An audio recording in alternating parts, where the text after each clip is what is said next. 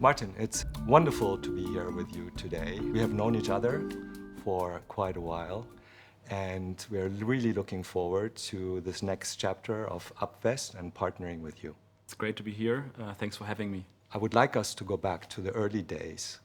Tell us what inspired you to start Upvest and what made you believe that investing could and should be as easy as spending money. Throughout my career, I was in private equity and in tech. In private equity, I invested in technology companies.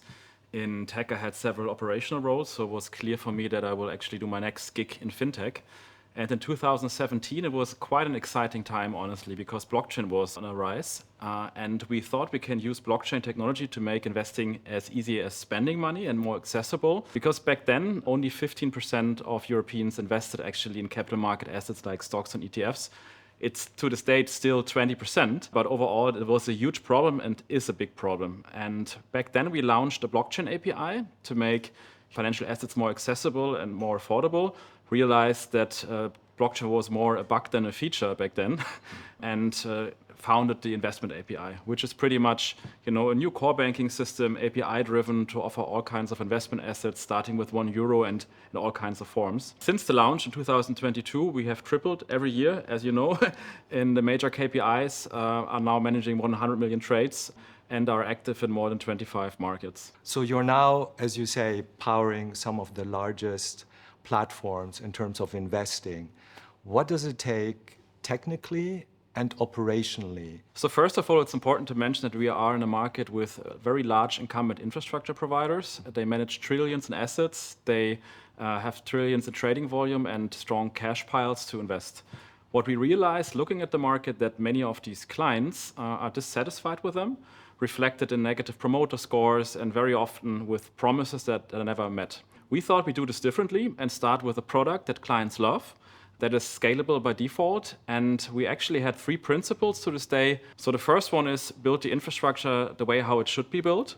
So it should be good to launch basic stocks ETF offerings, but should be also capable of scaling across Europe. The second one was to convince the top 1% of industry leaders in our specific space to join us in the business.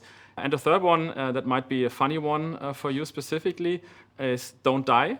When you launch an infrastructure business, you have to invest a lot of money to have a base product. So we invested more than 100 million euros to have a base product that we can then sell to certain clients. How did you approach scaling across borders, and what did you learn from building a pan-European business? One thing that we learned is that every market in Europe to a certain extent is slightly different. So we had to build infrastructure that is actually adaptive to the specific markets. But one thing that we did quite well is to derive a strategy that has a horizon of at least 3 years. So defining what do we do now, what do we do next, what do we do later, in terms of markets that we enter, in terms of client groups that we focus on, and in terms of products that we build.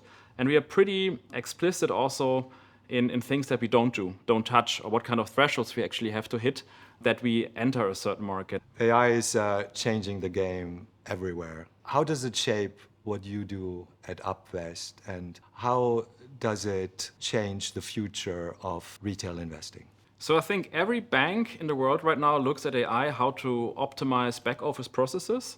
So all the things that are manual to a certain extent, like KYC, AML, risk checks, all of those things you can actually now automate with AI and then reduce the costs in your back office and ultimately become more profitable and faster. A second thing that I'm really excited about is to use AI to develop better financial advisors, or eventually to have a financial app that it's 24/7 available in your pocket and that can give you detailed investment plans based on financial advice, and that is mostly driven by AI. I know for a fact that during the last financing round, there were a lot of term sheets on the table. What was it about Sapphire that made us the right fit for you? So we speak since many years, Andreas, right. Yeah. And that's also our approach. So typically, we speak with the investors that we engage with for many years. And secondly, I think it's also quite important for us as Upvest that all the investors fit to our culture. Yeah, we have one core value called make it easy for others. And throughout the whole interaction with you and the firm, you always made it easy for us. So you first listen, you try to really help, and you don't just shoot out of the hip like so many other venture capital funds. We are really excited about this partnership and are looking forward to the next 5 to 10 years with you. Martin, it's wonderful to be with you here today, and we're very excited to be partnering with you now on this new chapter of Upvest. Thanks for having me. Great to see you again.